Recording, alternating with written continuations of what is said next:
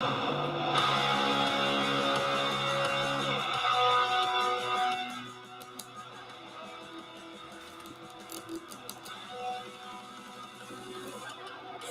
is going on, everybody? Welcome to a very special Alarm Fantasy Football. It's draft week, baby. Here on Alarm Fantasy Football, it's draft week everywhere. We know that. And I'm Howard Bender, and we are about to embark upon an amazing 12-team Underdog best ball draft live right here on the show. If you guys are not part of Underdog, you better get in now because we're doing this draft again tomorrow, and then we're doing another one on Thursday. So go to fantasyalarm.com/underdog. Use that promo code ALARM. They will match your deposit 100% up to $100, and then you can just hit up us, the rest of us, me, Coop, Kev, and we'll get you into one of these drafts tomorrow. So, oh baby, let's talk to we got the people here. Listen, I'm just warning you all right now. It is hot in here. It is hotter than Kevin Tompkins taking a running back in the first round. It is hotter than the way Britt Flinn sounded on ESPN Chattanooga, and it is hotter than the baby poop smear on Coop's face right now. Coop, you got a little something right there. Not again. Okay. Unbelievable. I wouldn't even What notice. is up, I haven't guys? slept How in a is million everybody? hours. I don't want to hear you want. Listen, you know what? You procreate. It's your fault. It's not our fault. It's your fault now. Sorry, True. but now whose fault is it? Whose fault is it that Sellers is drafting right next to me again in this draft? That's the internet. This is shenanigans. Womp, womp. Right, First and foremost, yes, we're getting this draft started here. Who's going to share that draft board? Is that going to be you, Coop? I got it. Yeah, we need the draft to actually pull up here. All right, starting in 2, that dark 1. mode going. While you're doing that, Kev, how are you, brother? What's going on? What's the news? Who's your favorite running back? My favorite running back. I just actually said it about. I'll draft CFC. But you know what? Tony Pollard is my RB2. So, unfortunately, you know what? I was gonna think about going a little hyper fragile here, but I got the influencer 101, so had to go. Had to be a sheep. Do you have any fears here of the buzz around Jonathan Taylor possibly going to Dallas? I drafted Tony Pollard last night in my dirty laundry draft. He fell to the second round to me, like late second round, and I scooped him up. I have no fears. You? I don't have a lot of fears. I mean, I'm not one of the aren't you worried bros where, he could go here, he could go there. What, we were talking about for how long? 2 months now about Dalvin Cook going to Miami, and that never really materialized. So I'll weigh on it once it happens, but I'm not super worried. I'm just worried about what the team is right now. Not could they get this guy? Could they get that guy? I mean, Howard, we did pull some information from Britt Flinn. She was hesitant to give it to us live on air, but believe it or not, Britt Flinn does not have Christian McCaffrey ranked number 1 for running back as of this moment, as of the last 30 minutes or so. Is that true, Britt? It is true. Yeah. I'm glad that Sellers fell on the sword and took McCaffrey so that I could grab Bijan. He's got your back in this draft. So last draft was about stealing all your picks. This draft, he's going to assist them all. No concerns, Britt, that Peter King of NBC Sports says that people should be very careful about drafting Bijan Robinson because, quote unquote, there's a lot of mouths to feed in the Atlanta offense. What? You know what? There's a lot of mouths to feed, but it's like the Caesar's buffet. Shout out to Scott Frankel. There are a lot of mouths, but it literally is a buffet. Arthur Smith is not going to change what he does. They are still going to run the hell out of the ball. And Bijan is so efficient. He's going to get he's going to be fine. And like we talked about last show, I'm a little bit worried about McCaffrey splitting carries with Elijah Mitchell as long as he's healthy. There it is, dude. Hey, so real quick, we're going to run through it. We got Kevin Tompkins picking at 1. We got Ann, that's Rowdy, picking at 2. Sellers at 3. Britt at 4. Hamburger, who just joined us for a real mock draft, at 5. Tank, I think this is his first one of these with us. He's a newcomer. Tank, thank you for joining us. Coop, you know you're on the clock right now, don't you? Yeah, I'm taking Cooper Kupp, and I'm taking Just making sure. Just Man, I making would sure. kill for Cooper Cup at 112. That's what I'm saying. I'm going to take Cooper Cup. Dude, do I go Cooper Cup and Amon-Ra St. Brown? No, it's half PPR. I'm going to take Cooper Cup and CeeDee Lamb. This game is easy. So that's that's pretty good. So yes, back to what I was doing. Lord Vader is a Redditor that's joining us. I believe it's his first one. Just Guessing, I believe, is also from Reddit. And then we have Boss Stones, Rotobuzz Guy, and myself. So pretty good squad here. We're giving, because it's draft week, we're giving first comers the first try. If it's your first time joining one of these, you get to join first. So if you want to draft with us tomorrow or Thursday at 2 to 3, hit me up on Twitter, hit me up on the Discord. We'll get you in ahead of everybody else. And then we'll open the doors to the Anns and the Hamburglers and the Voitkos of the world and the Icy Through that have been doing a million of these with us. So it's first time special this week around. Yeah, listen, we've got a great deal going on with Underdog right now. Again, if you just go to fantasyalarm.com/underdog, and that promo code alarm will get you in. The promo code BETTOR, BETTOR, it kind of still autofills that. That works too. And you can use that as well. But we're all about the alarm here right now. So that's what we're going to do. It's easier for you to remember. fantasyalarm.com/underdog, promo code alarm gets you that 100% deposit match up to $100, and that puts you in contention here. I mean, this is the $5 best ball draft that we're doing right now. You could do Best Ball Mania 4, which is $25 entries. So, I mean, listen, we are we're all in here. I mean, I think the four of us here are pretty addicted to Underdog fantasy drafts. Pretty deep, dude. Pretty deep. Yeah. And it's gonna be exciting. At the end of the year, we're gonna go back and recap a lot of these. Check out, because I've been keeping a spreadsheet of everybody that's joined us for these #family drafts. So we're gonna go back through and recap a little bit, maybe see who fared the best, who pulled down the most rings. So it'll be cool, man. We're definitely gonna shout out the people that took down the most of these drafts. Even if it's me, it's probably gonna be me, but we'll probably pick whoever comes in second or whatever. We'll definitely shout them out too. That's all I have to say about that.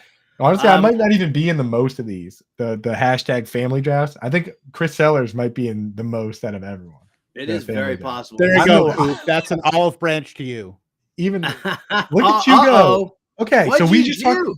Well, Howard, I want to say we just talked about this on the mock show before, and I'm going to take CMC in this mock first because I like the. I'm a little worried about the running backs of the swing.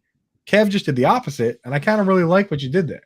So maybe you don't have to take CMC first because you're scared of the swing. Yeah, there's a lot of running back value. Yeah, I've never been a fan of the 101 just through the entire best ball kind of process there. I really like the 104 through 106, but when you can get two of these guys, I mean, even the anti-running back, communist here, I gotta say, getting Derrick Henry and Josh Jacobs is pretty good value. The 2-3.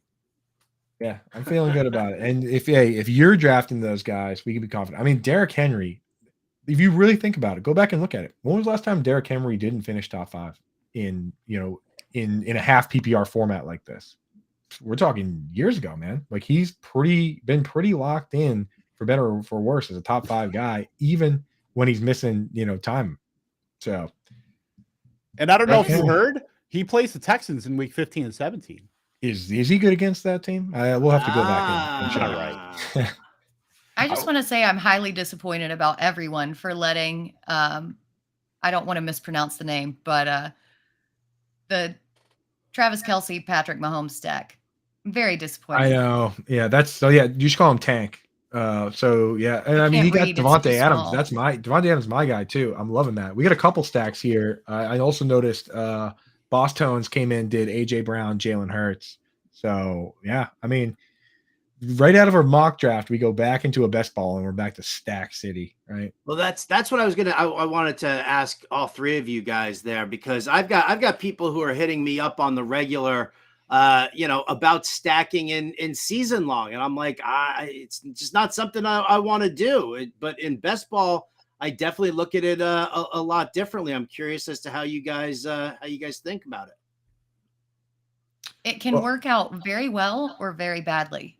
Yeah. Because if one little piece goes wrong, then your entire team is crushed. And I always use this example of the 2019 Dallas Cowboys when I had Dak Prescott, Amari Cooper, and even Zeke. I had a piece of that offense. They were crazy. And the next year I was like, I'm going to do the same thing. Then Dak broke his leg and it was shambles, complete shambles. Was that best ball or season long?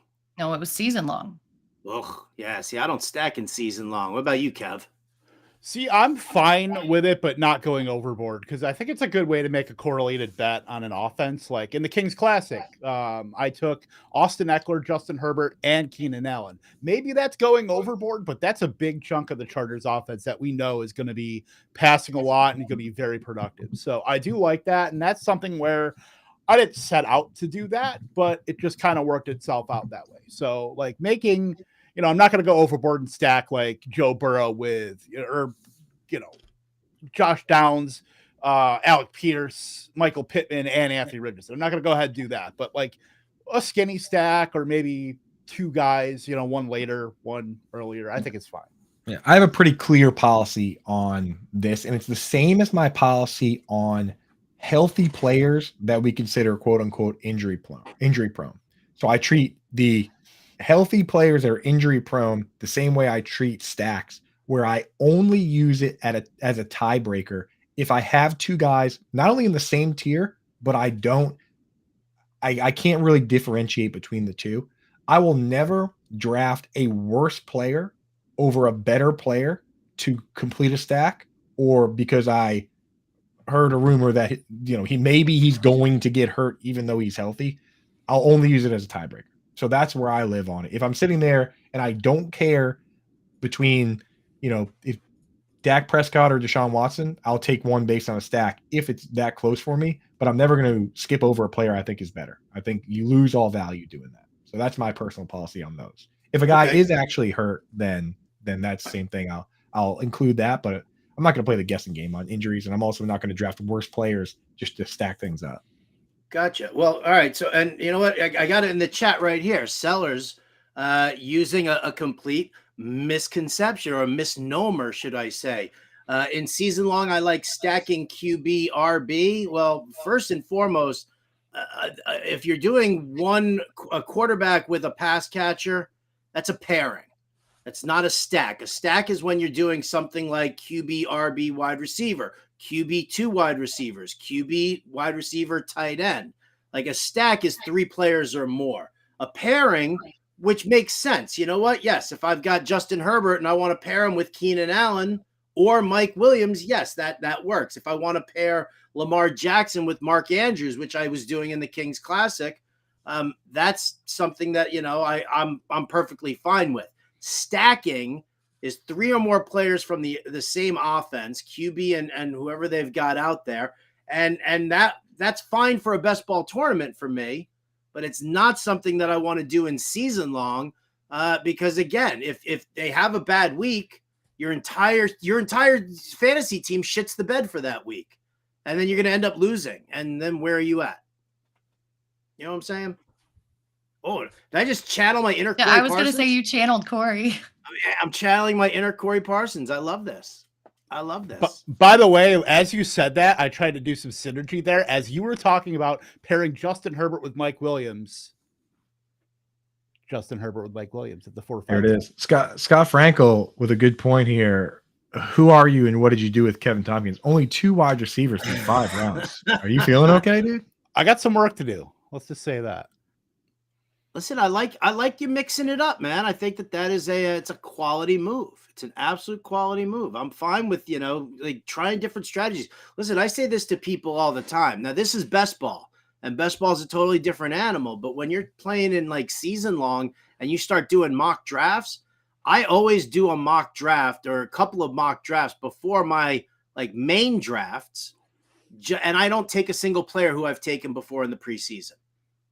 Because I want to see, am I the one jacking up their ADP? Am I the one reaching, too high for these guys? And I always end up doing that. So that way, when it comes time for my regular drafts, I can see exactly what the public is genuinely thinking. And it's not just, against regular ADP. I've always wanted to do one of those on Underdog where I go in and just take all the players that I don't like that I'm fading. But my concern is that what if I win $3 million? And then I need to explain that I'm so bad at fantasy football that I just took every player I was fading, and that's how I won. And and then you got to do the podcast circuit too. You got to explain all that. I definitely would never do that on a stream. You can't do that on a stream because then there's proof that you did it. Yeah, right. Maybe I'll quietly do it one of these nights when I'm sitting there with the baby. Just take the old anti-Coop team and see what happens. But right, like I can't draft 0RB all the time. Like I love Billy Joel's The Stranger, but sometimes you got to mix up a little 52nd Street. That's Ooh, right. Whoa. Scenes from an Italian restaurant or Big Shot, Kev? Which one? It's scenes always. Big Shot. Big fan. Miles Sanders, Howard. New York. You were ingrained with Billy Joel. Howard, you just stole my boy. Yeah, I know, man. Again, a lesson in learning about who you're drafting next to and who's behind you closer to the end. Like, did I think Miles Sanders was going to come back to me because Sauce McFloss only had one RB on his roster? Not going to happen. Yeah. So the thing is, I've been using up until that point, I was using a strategy that I just came up with. It's called having the best 4-player start that anyone's ever had in the draft ever. And it was so good. And you just took the only guy I had in my queue. So now out of spite, I'm not drafting any running back there. I took none. I will take none. That would have been great. Yeah, I knew that wouldn't be allowed. But we talked about this briefly on the show before, Howard, with the mock, is that like it is good to do mocks with the family because it's almost like drafting with your hometown people. They know you, they know who you like, they're willing to spike pick you because it's funny. Like that's what's great about the family versus complete. You don't want to draft with the people you're drafting with, at home, right? You don't want to show your hand, but you also don't want to draft with complete strangers. That's why these family drafts are so good because like you get a mix of both. Yeah. I did a draft last night, the Dirty Laundry League. It's 2 conferences, 12-team conferences. They work as separate drafts, and then week 16, the 2 conference champions play for the ultimate championship. And so everybody, who's in my draft, they read all of our stuff over at Fantasy Alarm. They listen to you guys on Lightning Round. They listen to you guys on all your shows and podcasts that we do.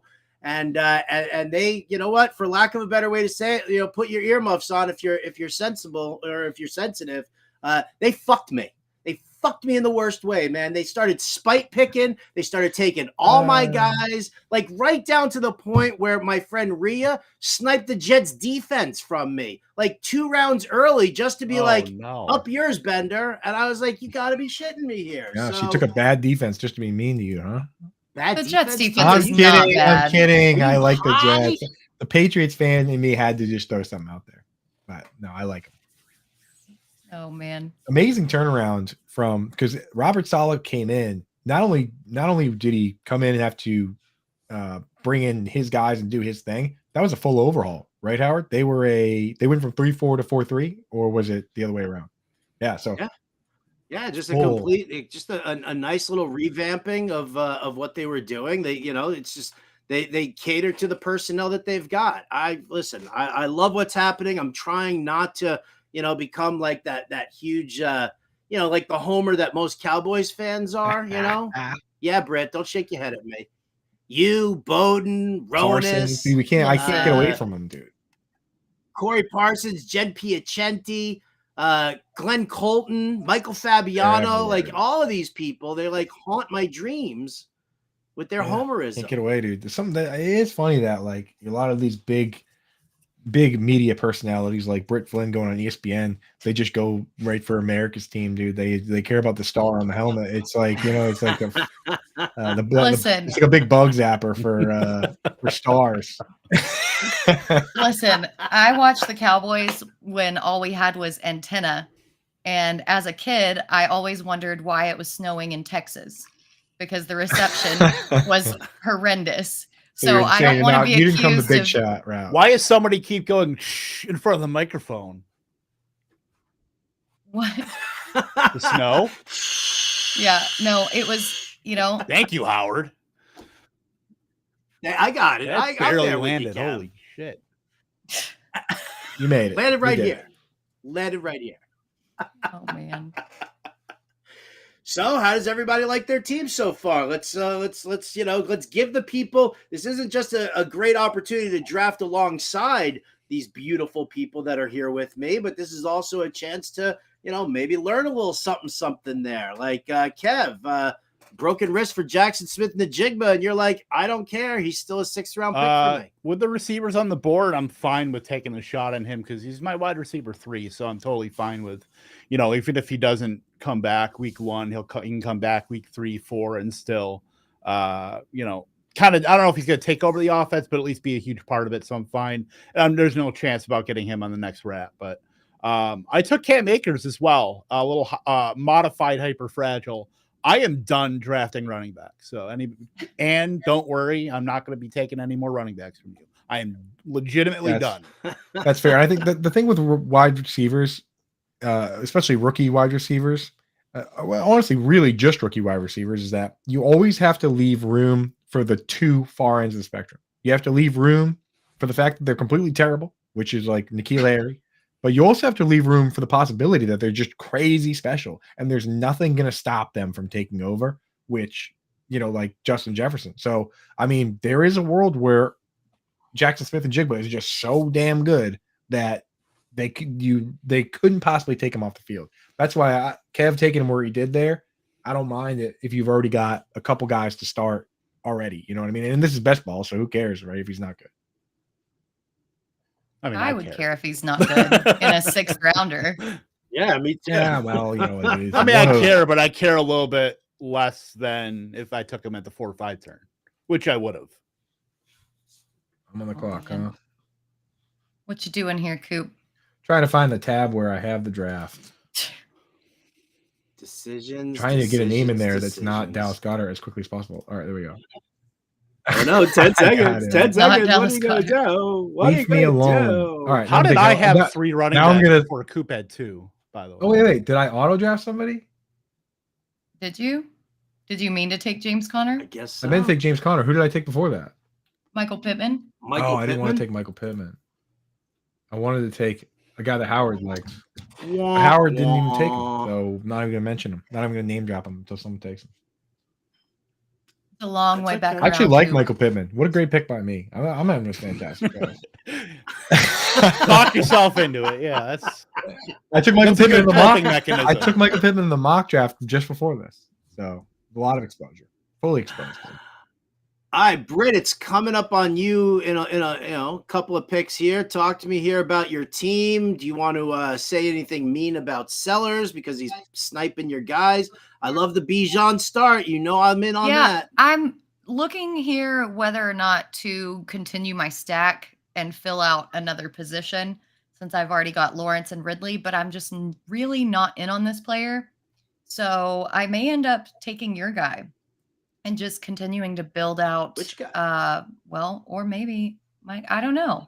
I'm deciding. You can't break the trend of RBQB that's going right now. Keep that train going. You have to. Right. You can't be the one that breaks that, dude. The patterns. Yeah, you're now obligated. I mean, you've committed. You're pot committed. Well, let's see what Tank does. It's too aesthetically pleasing. Yep, it does look pretty. Tank. All right, Tank. There we go. Let's go. QB time. Let's go. Hamburger. Broken. Hamburger already had Burrow though. Damn it, Hamburger. Robble. Man. I really don't want to take. Now you can take 2 Washington Commanders. So I think, I'm just gonna go a safe route here. Oh, there you go, Elijah Moore. All right, break it down for us, Britt. Talk to us about your so love Bijan, then got Calvin Ridley, DK Metcalf, banking on that JSN injury. DJ Moore has looked decent despite Justin Fields' poor quarterback play. Dotson looked really great last night. Elijah Moore is going to be working out of the slot. So even if Deshaun Watson's bad and has to kind of dump it off, he's going to, be in line for a bunch of targets.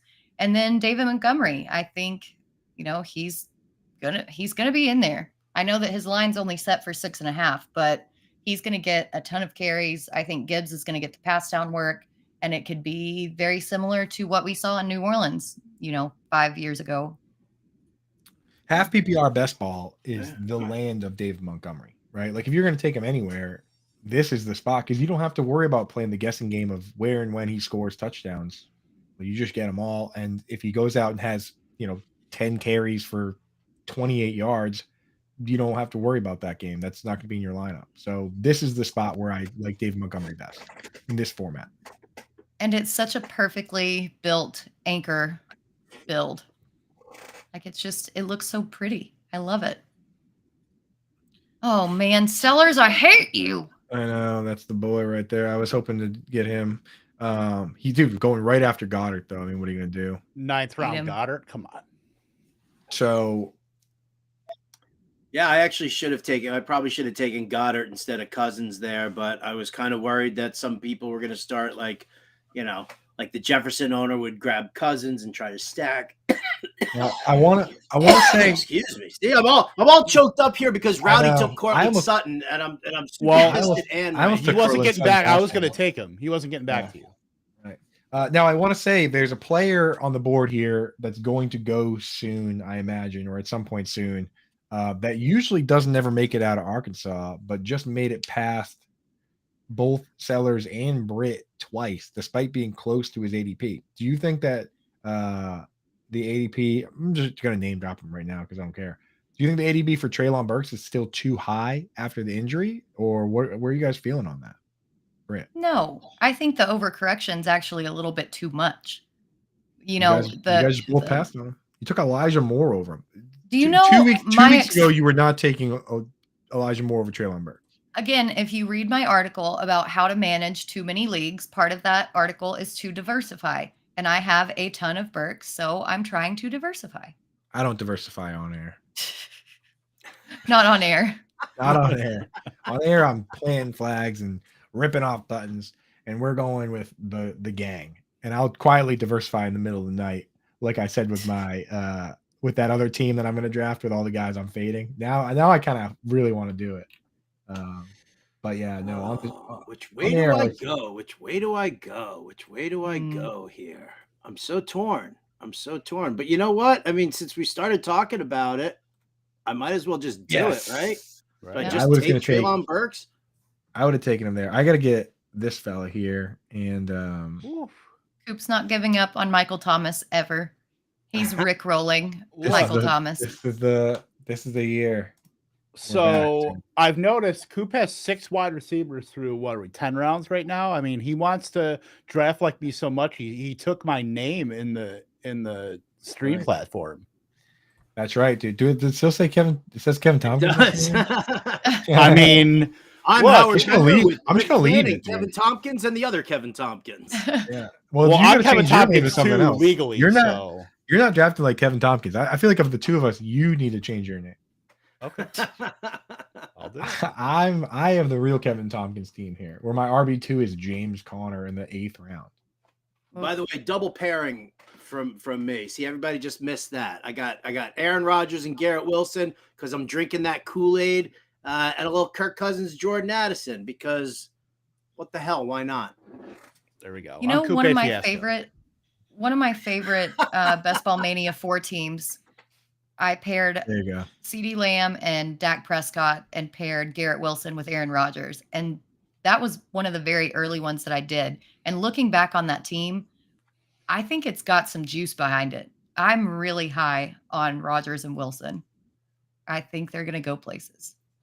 Scamp in the chat. Look at me. I am the Kevin Tompkins now. You know what I have to say? Listen, like I was very reluctant to watch Hard Knocks, and I was very reluctant to really sink my teeth into it because I kind of figured it was going to be a lot of fluffing Aaron Rodgers and, just build with hype. You know where I got caught up in it and where it really started to affect me was the whole bit about Sauce Gardner and Garrett Wilson. Last year's offensive and defensive rookies of the year practicing against each other on the regular, becoming best friends. And really turning things, to the point where they're each teaching the other a lot more about their respective positions. And I think that to me, that goes a long, long way. That actually, to me, that goes longer a much longer way than worrying about, Aaron Rodgers and his no-look passes. If Belichick saw that happening, he would probably trade one of them for like a second-round pick. He'd be like, you can't have this kind of camaraderie in this organization, this business. Sorry, Ann. I took one more running back. Now I'm done. Jalen Warren. Warren's looked good. I just don't know I if guess Canada's so. going Howard, to. this is your first Hard Knocks, right? You said you hadn't watched it in the past? Yes, wait. I would like for Britt to finish her thought there before we go back to an annoying Hard Knocks conversation. I don't even remember. It's fine. I don't want to drink the Kool-Aid, so forget Hard Knocks. It's all hype. Frankel says it's best. That was 3 minutes of 3 minutes of the whole thing was Wilson and Sauce Gardner, and the rest has been a love story to Aaron Rodgers. 100%. I knew it was going to be like that, and so I'm just there with it. I don't love it. All right. Yeah, is Kevin feeling okay? So many running backs. A little hot under the collar here, not gonna lie. But now I am done. I guess taking Cam Akers gave me license to take a fourth because I took it late. Yeah.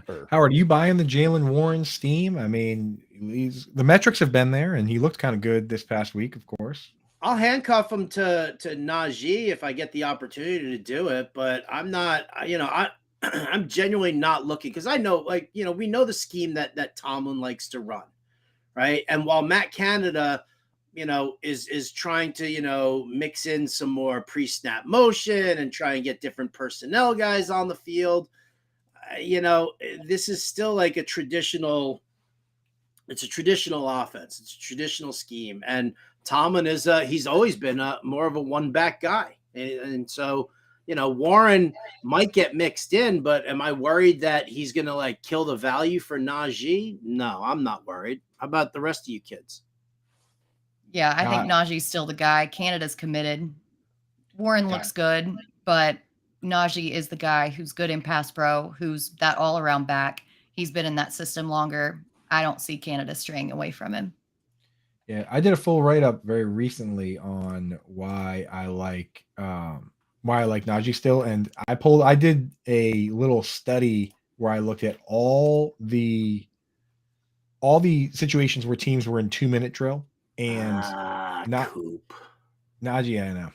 Najee Harris both those running backs you just took, Coop. I know, pretty excited. I don't mean to interrupt your thought, but and I even had a third one that I considered there. But I needed both those guys. I had been cosplaying as Kevin Tompkins for far too long. So Raheem Mostert, I mean, he's looked great this offseason, and they're treating him like the RB1. So we'll see. But yeah, I pulled that up, and basically every 2-minute drill, target or carry, went to Najee Harris. Not only Jalen Warren, but no other back on the team, not Anthony McFarland, any of these guys, got a single touch during those crunch time situations. And then the coach just comes out and says that he's the starting back just this week. So I'm not worried at all about Najee, but you're right. If something were to happen, there are certain situations where the backup, you can't count on them to do anything. Like we talked about, if Tony Pollard goes down, I don't know if there's anybody where I'm just plugging them right in my lineup, but Tyler Algier, Elijah Mitchell, and then now all of a sudden Jalen Warren, I actually feel pretty good about plugging those guys right in if the starter goes down, which there's something to be said about that, right? A.J. Dillon, if Aaron Jones goes down, I think I'd put in that category. Anybody else in that category where you're like, if the starter goes down, I'm putting them right in my lineup. Tank Bigsby. Ooh, Tank. That he's gained some steam this offseason too.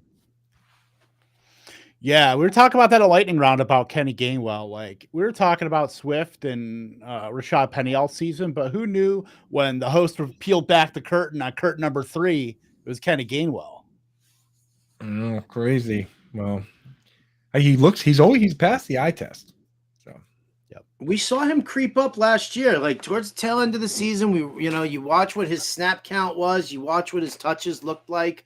And it was definitely, I mean, Miles Sanders was the guy, but you still saw Gainwell mixed in, a substantial amount. So when they brought in, Penny and they brought in Swift, it didn't really move the needle that much for me because I'm just not a fan of either one of those guys. I think both of those guys are nothing more than a, glorified third down pass catching running back on a team that doesn't target the running back. on a team that does not target the running back. No doubt. There was something else I was going to ask you. Oh, well, you know what? I want to go back to the Raheem Mostert conversation. I'm curious as to, what the rest of you guys think. Obviously, Coop, you're in on him. He has looked good. But, when we're talking about, like, when Dalvin Cook signed with the Jets, I was like, well, Miami and Raheem Mostert's, and Jeff Wilson's, their ADP did not shoot up. Everybody was in on A-Chain, who now messed up his shoulder. He's considered week to week now. I never really was like, A-Chain's the guy, because I know that Mike McDaniel wants to, rotate in his running backs. But I mean, he's got the history with utilizing Raheem Mostert a ton. Do you guys think that Mostert, let's just say he stays healthy for the majority of the season? Is he the main, could he be that main guy if they want to bring along A-Chain slowly? I mean, that's my thought, that they like what they had, right, with Raheem Mostert and Jeff Wilson, and Mostert's been injury prone. So they say, hey, let's just grab the next closest thing to Mostert and we'll have him available to mix in there or use if the guy gets hurt. I mean, that's a real possibility. So I like A-Chain in Dynasty, but Mostert could end up being a steal if he's going to be the starting running back, running behind fullback Alec Ingold and, left tackle Teron Armstead. I mean, that's a beautiful spot for production.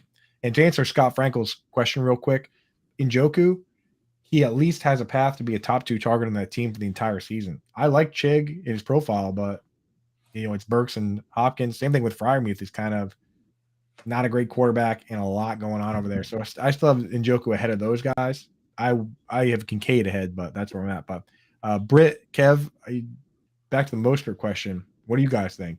Of those 3, do you have him first or would you rather have A-Chain? I mean, I think that Mostert and Wilson split almost 50-50 with everything last year, with carries, with yardage. I think that A-Chain profiles more as a pass catcher and like a little speedster out of the back, but his athletic profile as far as size really concerns me because, like Howard said, he's already messed up his shoulder and it's only preseason. He might only be a special teamer guy this year unless something happens to Wilson or Mostert. And right now, I think that McDaniel's just going to roll with the 2 guys that he knows.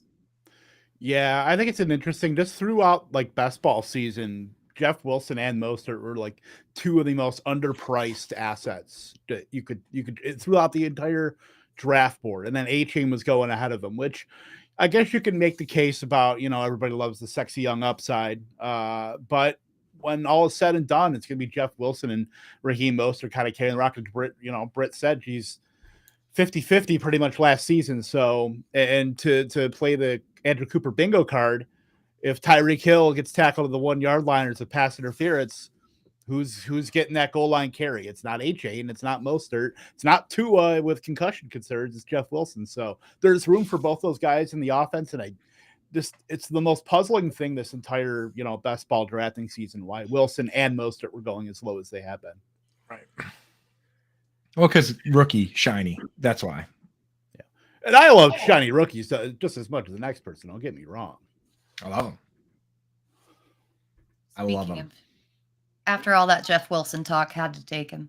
I almost took him right at the turn. They're seeping into our heads. I've got Burks now because we were talking about him. You got Jeff Wilson there. They're playing with us here. They're playing chess while you and I are playing checkers, Britt. Oh, come on, Ann. Are we outsmarting Ann, what are you doing to me? Sellers, classic Sellers, drinking the Cowboys Kool-Aid with that Deuce Vaughn pick. Oh, there it is. Deuce Vaughn. He's such a cute little cutie, right? He's a little teeny little guy. He's right here in my pocket. I bet he would love hearing you say that, dude. He's just getting way too steamed up for me. Way too steamed. Way too steamed up. I agree. Like it. It's all right. I ended up getting the top 2 receiving options in Carolina. Just wait until his dad sends him to his room and makes him spend time in the practice squad. I mean, wow, a little Carolina stack there, Kev. You like that? A little cheapo stack? They're like free. Yeah. It's free real estate. They're worth free real estate. What you pay for them. Would you, I know that he wasn't available to you, but would you have rather had Chark or Thielen, Kev? Probably Chark. He's looked better this offseason. So is Mingo. I was actually eyeing up the Sam Howell, Curtis Samuel stack, and then Ann decided to rip my heart out from my chest. So Yeah, I've been pulling up the numbers on Thielen. Thielen has quietly been playing big slot for the Panthers, and that's it. Last week he only played one snap out wide. He played every other snap in the slot, and then obviously came out with the rest of the starters. But it looks like they're going to use him kind of like Eric Decker, almost like where he's like just a big slot and maybe doesn't even play in 3 wide receiver sets. Which, I mean, for a guy, it'd be kind of smart to do that. Keep some wear and tear off a guy that's been injury prone and that maybe has lost a step. So it could be Chark and Mingo on the outside with Thielen just coming in for pass downs to play slot. Would be kind of interesting. yeah, I thought it was really interesting when I was actually checked my TV because I did watch some of that Panthers Giants game. I thought something was going on with my DVR. It's going really slow, and then I realized it was real time. It was Adam Thielen running. So, Oh, yeah, the come slow-mo on. I thought so. Adam I thought we were Thielen's going mom watches 0.25. this show, Kev. Boy, I Adam really Thielen's couldn't- mom watches this show. She's texted me before. Adam about Thielen it. lives Come like on. an hour You gotta be away nice. from me in Detroit Lakes. So I can't slander Carson Wentz anymore. I'm sure not slandering Trey Lance. I think everybody in the national media has already done that enough. So sorry, Adam. You're next up. Trey Lance slandered really himself. could have used. I actually had Juwan Johnson and Hurts teed up, both, and Zach Ertz, not Hurts. Ertz and Juwan teed up there. Dude, Zach Ertz is pretty much back. They're saying like he's gonna be practicing and stuff. Who knows? I mean, now that there's no DeAndre Hopkins, maybe Ertz is just the guy. Everyone was talking about Trey McBride, but Ertz has played for this coach before, and he's out there. So I don't know. Zach Ertz could be a nice little best ball sneaky move. Hey, I've got news. Okay. Matt Canada has said that Najee Harris is unequivocally going to be the Steelers' RB1 this season. Yeah. Head coaches have never Unequivocally. lied in the NFL. He's not. He's Well, an Matt offensive Canada's not a coordinator. head coach. He's sworn He's to an tell OC. the He's not a Blame he's sworn to Canada. tell the truth. Ah. Blame Canada. Hey, Coop, can we scroll that draft board down a little bit? Only if you can sing it. Yeah. Can you sing You it? can scroll it down. Do. That could be the headline that gets Matt Canada fired. Kevin, if can we're I get not a being couple of- honest here? They were already calling for it last year. I want a couple of bars. I want a couple of bars from Kevin on Blame Canada. I want to hear this. I didn't do it at Come the on. expo. I can't sing. That's not. There's not enough alcohol in the world. I'm trying to think. I'm trying to remember some of the lyrics. There's one that's like they bring up like a professional ice skater. Brian Boitano. Boitano. Don't get canceled. yeah. There's the edited version of that song isn't worth singing. No, it's That's definitely true. not. As a reminder to everybody out there watching right now, we are doing these best ball drafts, little $5 best balls over on Underdog Fantasy. Right now, we're doing it today, and then we're going to do another one on Wednesday. We're going to do another one on Thursday. So if you're just catching us for the first time, we thank you for watching. I hope you smash that like and subscribe button on our YouTube page. But more importantly, we are giving very, very special treatment to first timers who have never played on Underdog before. So if you are new to Underdog Fantasy, you haven't played on there before, go to fantasyalarm.com/underdog. Use the promo code ALARM. They'll match your first deposit 100% up to $100. And then hit one of us up here. All our Twitter handles are right here in front of you. Just hit one of us up. Let us know that you deposited and that it's your first time. And we're going to get you into a draft. It'll be, again, 2 p.m. Eastern on Wednesday, 2 p.m. Eastern on Thursday as well. So you guys want in on it. Again,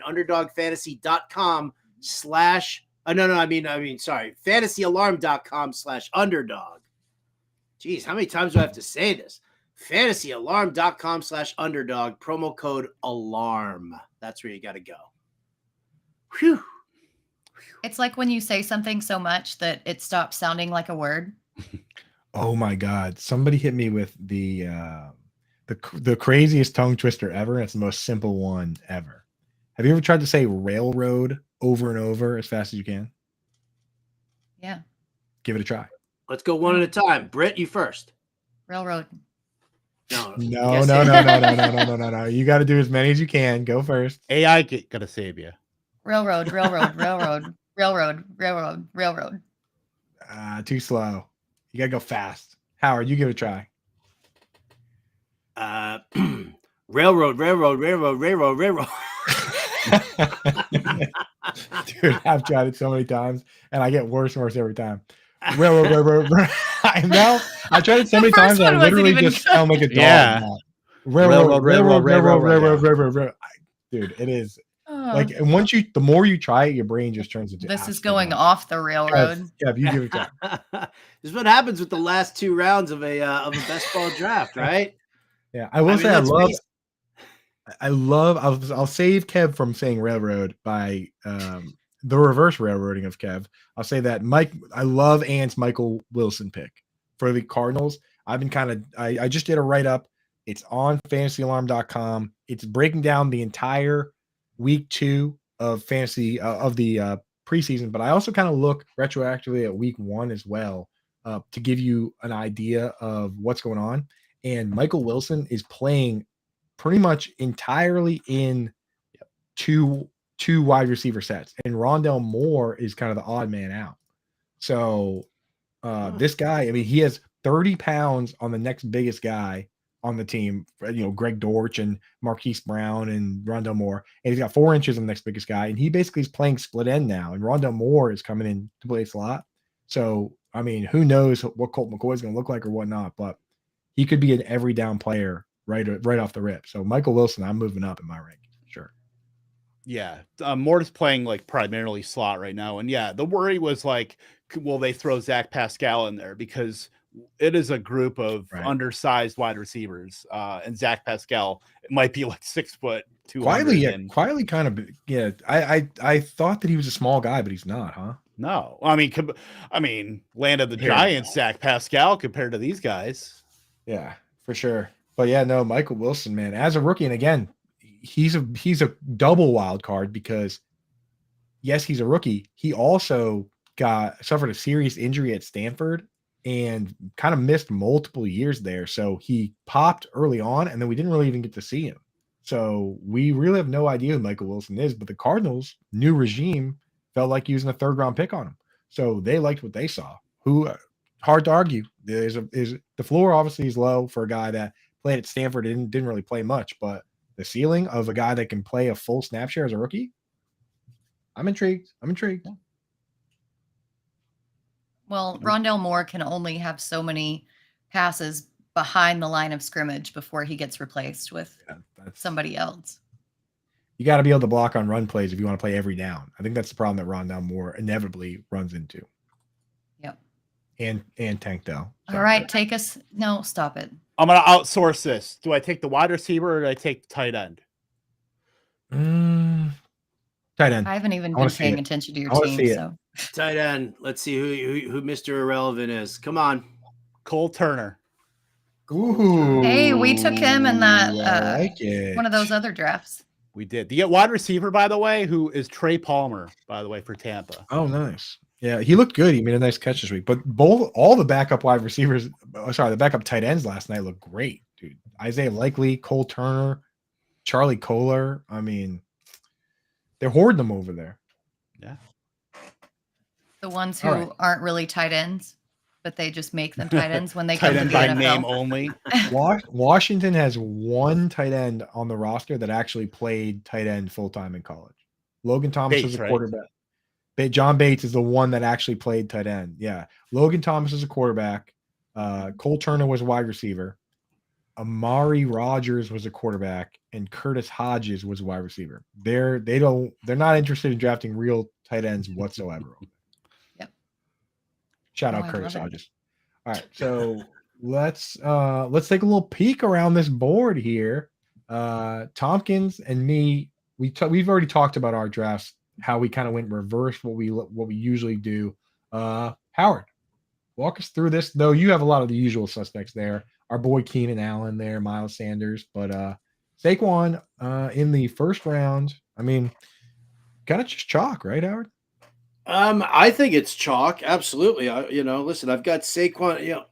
If I could start off any draft, and I mean any draft, with either Saquon, Chubb, or Bijan Robinson, I'm a happy camper. And it doesn't matter whether it's season long or it's best ball. Those are like, 3 of my guys. I mean, yeah, listen, I was first in a draft in another league yesterday, and I ended up taking McCaffrey there, just for for getting the running back and deviating from the Jefferson and the Chase action that I've done from that first position. But I mean, I think for me, those are the running backs towards the tail end of the draft. If Saquon, Chubb, or Bijan falls to me, I'm in there. I'm 100% in there. Then I was trying to, usually I go, a little bit more running back heavy. So I wanted to see what happened. If I took Wilson, if I took Keenan Allen, if I went with, a couple of wideouts, earlier than I usually do. And then what I did also was I took in those middle rounds there, round 6 through, where am I? 6 through 12. I never went back to the running back position. And that's a rarity for me. And so I ended up, grabbing a bunch of those mid-tier wideouts and my QBs. I felt pretty good about it. I mean, I still don't like, I don't like the back end of my running back room. I'm not going to put my trust in Zamir White or Deonta Foreman, but for my top 3 picks there, I'm okay with it.